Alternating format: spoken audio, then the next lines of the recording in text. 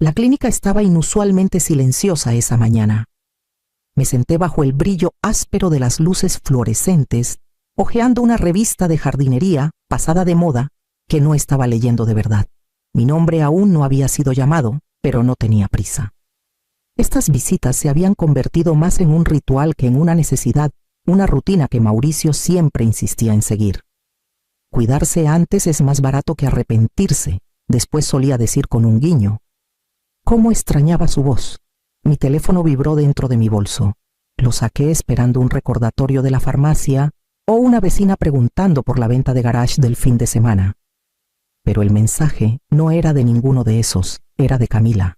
Nos vamos a Francia mañana. La finca y el coche ya están vendidos. Necesitábamos el dinero. Adiós, eso fue todo, sin saludos, sin preguntas, solo vendidos. Leí el mensaje otra vez, no porque no lo entendiera, sino porque algo dentro de mí se negaba a aceptar que venía de mi propia hija. La hija que llevé en mi vientre 9 meses, que crié sola durante buena parte de su infancia, protegiéndola de las dificultades, aunque eso significara esconder las mías. Una enfermera joven pasó llamando el nombre de alguien más. Mis labios se entreabrieron ligeramente no para hablar, sino para respirar a través del dolor. Miré el texto, mis dedos flotando sobre la pantalla. Finalmente respondí, entiendo, pero olvidaste algo. 1 minuto después apareció la confirmación de lectura. No hubo respuesta. Guardé el teléfono en mi bolso y miré al frente inmóvil. La sala estéril zumbaba con conversaciones quedas, el roce de chamarras, el murmullo de una máquina de refrescos en la esquina. Nada de eso me tocaba. Mis ojos se nublaron, pero no lloré. Eso me sorprendió. En cambio sonreí. Fue una sonrisa pequeña, breve, tal vez amarga, pero real. Camila pensaba que lo había tomado todo. La tierra que había sido de mi familia desde los tiempos de mi abuelo, el coche que Mauricio lavaba cada domingo como si fuera una pieza de museo. Creía que me había dejado sin nada, pero no sabía lo que yo sabía. No sabía del sobre. Fue la noche antes de su último cumpleaños. Mauricio me lo entregó mientras estábamos en la sala con sus lentes de lectura, deslizándose por su nariz su disco de jazz favorito sonando de fondo. No lo hizo un gran asunto, solo lo deslizó por la mesa de centro como si fuera una simple lista de compras. Guárdalo bien, dijo. Ábrelo si las cosas se desequilibran. Desequilibrar. Así era como él expresaba todo lo serio, como cuando descubrí que había tomado un segundo trabajo sin decirme, o cuando discrepamos sobre mandar a Camila a una escuela privada. Siempre fue un hombre de una gravedad silenciosa. Confiaba en su sentido del tiempo más que en cualquier reloj. Tras el funeral guardé el sobre en el cajón inferior de mi cómoda y no lo toqué. No porque lo olvidara, lo recordaba cada noche al doblar mi ropa. Pero el duelo reordena las prioridades. La vida ya se sentía lo bastante pesada sin abrir misterios. Ahora, sin embargo, ahora el silencio había cambiado. No era el duelo el que estaba sentado a mi lado, en esa sala de espera. Era otra cosa, algo más firme, más afilado. La enfermera finalmente llamó mi nombre. Me levanté alisando mi abrigo. Me dolían las rodillas, pero caminé erguida sosteniendo mi bolso con dedos firmes. No abriría el sobre todavía, pero lo haría esa noche. Después de todo, el equilibrio acababa de inclinarse. La casa estaba en calma cuando regresé, tan silenciosa que podía escuchar el crujido de las tablas del suelo bajo mis tacones, como si se quejaran del silencio. No encendí las luces de inmediato.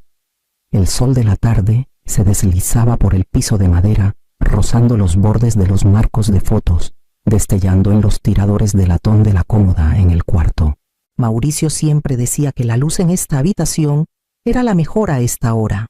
Tenía razón. Me quedé al borde de la cama por un largo rato con la mano apoyada en el cajón superior. Lo sentía allí esperando. El sobre, ligeramente amarillento en las esquinas, escondido bajo un montón de estados de cuenta viejos y los gemelos de mi padre. Abrí el cajón. Solo tomó un segundo encontrarlo. Había escrito mi nombre en el frente con la caligrafía lenta y deliberada que siempre usaba para las cosas importantes. Amalia decía, sin fecha, sin explicación. Me senté al borde de la cama y lo abrí con cuidado como si pudiera desintegrarse en mis manos. Dentro había varios documentos, papeles gruesos, legales. Los saqué uno por uno colocándolos en mi regazo. Escrituras de propiedades, títulos, estados de cuenta y luego la carta. Era una sola página escrita con la letra de Mauricio, un poco más temblorosa de lo habitual. Mi queridísima Amalia, si estás leyendo esto es porque algo cambió y ya no estoy a tu lado para explicarlo. Lo siento por eso. Pero necesitaba mantener esto en silencio mientras vivía. Necesitaba saber que si algo pasaba, no quedarías a merced de otros, especialmente de ella. En los últimos 15 años tomé nuestros ahorros e invertí en tierras, propiedades de renta y algunos pequeños negocios bajo una LLC registrada a tu nombre. Silenciosamente, con calma. La finca, las rentas en la calle Magnolia, el dúplex en el centro, todo es nuestro. O mejor dicho, tuyo. Camila no lo sabe. Nunca se lo dije. Temía lo que podría hacer si lo supiera. Todo es tuyo. No le debes nada a nadie. Úsalo como quieras. Confía en tu instinto. Siempre supiste el momento exacto antes que yo. Con todo mi amor, M. Leí la carta 3 veces, tal vez 4. Perdí la cuenta. Mis manos temblaban. No de miedo, de algo más profundo. La verdad tenía un peso. Él había guardado todo esto para sí mismo. Silencioso, calculador, protector como siempre. La finca que Camila decía haber vendido nunca fue suya. Me recosté contra la cabecera y miré el techo. Mauricio había confiado en mí con esto no como una red de seguridad, sino como un resguardo. Creía que yo podría cargar con su peso, que sabría cuándo actuar, y lo sabía. El equilibrio no solo se había inclinado, había estado cambiando durante años, solo que no lo había visto. El sol se había ocultado tras los árboles para cuando doblé los papeles de vuelta en el sobre. Lo guardé en mi bolso, cerré el zipper y me levanté con una fuerza tranquila que no había sentido en meses. Por la mañana llamaría al señor Barrera. La oficina del señor Barrera no había cambiado en 20 años. El mismo reloj de pie tic-taqueaba en la esquina, los mismos diplomas polvorientos adornaban la pared de madera y la misma silla de cuero estrecha crujía bajo mi peso al sentarme. Él parecía mayor, más delgado en el rostro, pero sus ojos seguían tan claros como los recordaba. Leí tu mensaje, dijo cruzando las manos sobre el escritorio. Y debo admitir, Amalia no esperaba verte sentada frente a mí así. No hoy. Yo tampoco respondí. Deslicé el sobre por el escritorio.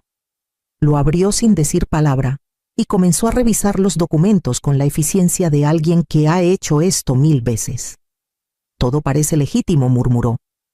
Él transfirió la LLC a tu nombre hace años.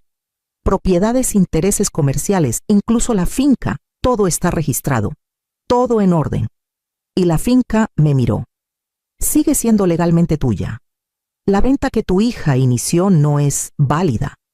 Nunca tuvo el título, nunca tuvo derecho a disponer de ella. Puedo revertirla en 2 semanas. Asentí tranquila pero decidida. Bien, en silencio. ¿No quieres tomar acción legal?, preguntó alzando una ceja. No dije. No quiero venganza. Quiero que entienda lo que intentó desechar, pero no a través de un juzgado. Se recostó con los labios fruncidos.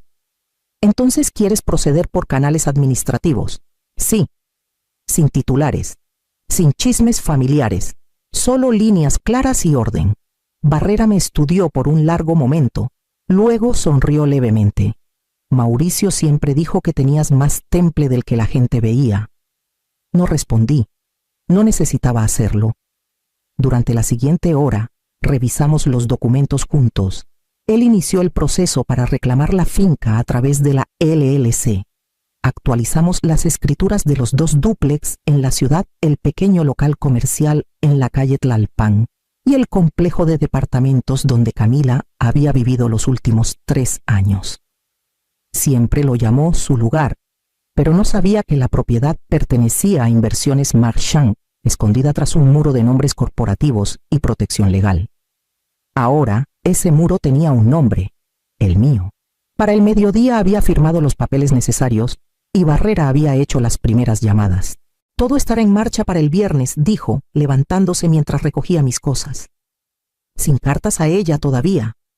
Solo movimiento lento e invisible. Que disfrute de la ilusión un poco más, dije. Asintió. Estaré en contacto. Al salir al aire frío del invierno no sentí frío. Me sentí limpia. Esa noche preparé una taza de té y me senté en la mesa de la cocina con las persianas abiertas. Mi teléfono vibró a mi lado. Una notificación. Camila había publicado nuevas fotos, copas de champán, una calle empedrada en Niza, una cita sobre nuevos comienzos y dejar atrás energías tóxicas. Se veía feliz, sonriendo con una bufanda prestada, la luz del sol en su cabello, y la dejé tener ese momento, que pensara que lo había tomado todo mientras posaba bajo el toldo de un café, que creyera que era libre. Porque la libertad, la verdadera libertad, viene de saber exactamente en qué estás parado y qué pasa cuando te lo quitan. Y pronto, muy pronto, Camila regresaría a casa. Ocurrió más rápido de lo que esperaba. 2 semanas después de que se presentaran los primeros documentos, recibí un correo del señor Barrera. La notificación de desalojo había sido entregada. Lenguaje estándar. 30 días para desocupar el lugar. El nombre de la LLC estaba claro en la parte superior, Inversiones Marchand S.A., sin mención de mí. Solo la maquinaria silenciosa y firme de las consecuencias puesta en marcha. No necesitaba preguntarme cómo lo tomó. El silencio ya decía suficiente. Sus publicaciones en redes se ralentizaron, luego se detuvieron por completo. Las fotos sonriendo en cafés desaparecieron. No más paseos soleados ni copas relucientes. Solo un hueco, un vacío silencioso donde antes vivía la alegría curada. Barrera llamó de nuevo 4 días después. Una vecina del complejo dice que no ha habido señales de su regreso, dijo. Podría seguir en el extranjero. Asentí al teléfono. Volverá. No tiene dinero, solo que aún no lo sabe. Pasó una semana antes de que sonara el teléfono. Estaba doblando toallas en el cuarto de lavado cuando lo escuché. Reconocí su número de inmediato. Lo dejé sonar una vez. 2. Contesté en el tercero. Mamá. Su voz estaba quebrada como si hubiera estado corriendo o llorando. O ambas. Sí, Camila. Estoy de vuelta. Acabo de llegar a Guadalajara. Intenté entrar al departamento, pero la llave no funciona. El administrador no me dejó entrar. Dijo que la unidad ahora pertenece a una empresa. ¿Algo de Marchand? ¿Algo? Eso es correcto, dije. Silencio. ¿Sabías de esto?, preguntó con un filo de pánico creciendo. Sí, más silencio. Podía escuchar el ruido de la calle detrás de ella, tráfico, el eco hueco del concreto y el movimiento. No tengo a dónde ir, dijo más bajo ahora. Ryan se fue, solo se fue. Se llevó mi pasaporte, mis tarjetas, todo. Dejé que eso reposara. ¿Puedo ir a tu casa?, preguntó. Por supuesto, dije. Siempre tienes un lugar aquí. Cuando llegó la reconocí de inmediato, pero apenas reconocí a la mujer en la que se había convertido. Su cabello estaba lacio, su ropa arrugada, su maleta rayada y barata. Se veía 10 kilos más delgada. Su piel tenía una tirantez de papel, sus ojos marcados por un cansancio que no se había ganado con trabajo, sino al despertar a la indiferencia del mundo. Abrí la puerta sin ceremonias. «Puedes quedarte aquí por ahora», dije guiándola adentro. «Toma el cuarto de huéspedes. Las sábanas están limpias». No me abrazó. No lo ofrecí. Todavía estábamos negociando algo invisible. Esa noche apenas habló. Picoteó la sopa que preparé y miró por la ventana de la cocina como si pudiera ofrecerle una explicación. No insistí. No pregunté por Ryan, ni por Francia, ni por cuánto había perdido. Ya lo sabía. Esperé. En los días siguientes se movió con cuidado por la casa. No imponía, no exigía. Doblaba la cobija del sillón después de usarla. Lavaba su taza y la guardaba. Una vez la vi barriendo el escalón de la entrada. Ese pequeño acto casi me hizo llorar, pero no lo hice. Por las noches escuchaba su puerta abrirse y cerrarse quedamente. A veces la oía llorar, pero no venía a mí. Todavía no. Luego, en la sexta mañana, la encontré en la mesa de la cocina mirando una foto de Mauricio. Era la de la fiesta en el jardín, con ese ridículo sombrero de paja que se negaba a tirar. Pensé que era ingenuo, susurró sin levantar la vista. Siempre ahorrando, siempre preocupado. Creí que no entendía el mundo. Resulta que yo no lo entendía a él. Me senté frente a ella. Me miró por primera vez. Sus ojos ya no eran defensivos. Estaban vacíos, pero no del todo. Te dejó más de lo que piensas, dije suavemente. Y por primera vez no discutió. Camila se adaptó al ritmo de la casa como alguien que camina sobre hielo delgado. Cautelosa, silenciosa, cuidadosa, de no perturbar lo que creía era una calma frágil. Asumía que yo sobrevivía con retazos de jubilación y rutina. La dejé creerlo. No me pedía nada, y yo le daba poco más allá de comida caliente y sábanas limpias. El acuerdo tácito entre nosotras se mantenía firme, madre e hija, coexistiendo en los escombros de lo que solíamos ser. En una semana encontró trabajo, un empleo de limpieza a través de una amiga, oficinas temprano en la mañana, antes de que saliera el sol, y luego otra vez por las noches, después de que todos se fueran. No pagaba mucho, pero la mantenía ocupada. Tal vez ese era el punto. Regresaba con las manos enrojecidas y los pies adoloridos, demasiado cansada para fingir. El maquillaje desapareció. El teléfono se quedó boca abajo. Su guardarropa se simplificó. Las blusas impecables dieron paso a algodón sencillo. Lo vi ocurrir pieza por pieza como una serpiente mudando su piel, no de una vez, sino en capas. Evitaba hablar de Ryan. Yo tampoco lo mencionaba. Sabía lo suficiente. Él había tomado lo que quedaba de su dignidad y la dejó reconstruir con nada más que recuerdos y consecuencias. Aún así, había pequeñas señales. Ayudó a doña Rosa, la vecina, a cargar sus compras. Me agradecía cada noche en la cena sin que yo lo pidiera. Una vez arregló la bisagra suelta de un gabinete sin decir palabra, solo la ajustó y siguió adelante. Eran estos actos silenciosos los que decían más que una disculpa. Lloraba menos, pero cuando lo hacía era suave, tras puertas cerradas. La escuché una vez a las 2 de la mañana sollozando contra una almohada. Me quedé fuera de su puerta con una mano presionada contra la madera. No entré. Ella estaba aprendiendo y yo observaba. Entonces, un sábado por la noche fui al pequeño cofre detrás del librero en el estudio y saqué el segundo sobre. Mauricio me lo había entregado después de enfermarse semanas antes de morir. Solo ábrelo cuando ella esté aquí, dijo. No antes. Y solo si crees que está lista. Dentro había una pequeña llave de plata y una nota. Caja 107. Caja de seguridad en el Banco del Valle. Si ella está a tu lado, cuando leas esto sabrás qué hacer.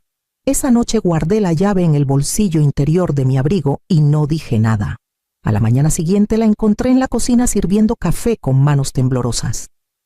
Había llegado tarde del trabajo la noche anterior y no escuché la puerta hasta casi medianoche. ¿Vendrías conmigo al banco hoy?, pregunté con naturalidad, como si fuera una diligencia que se me había olvidado por semanas. Levantó la vista sorprendida. Claro. ¿Necesitas ayuda con algo? Solo una visita. Caja de seguridad. Creo que tu padre dejó algo. Hizo una pausa, luego asintió. Condujimos en silencio.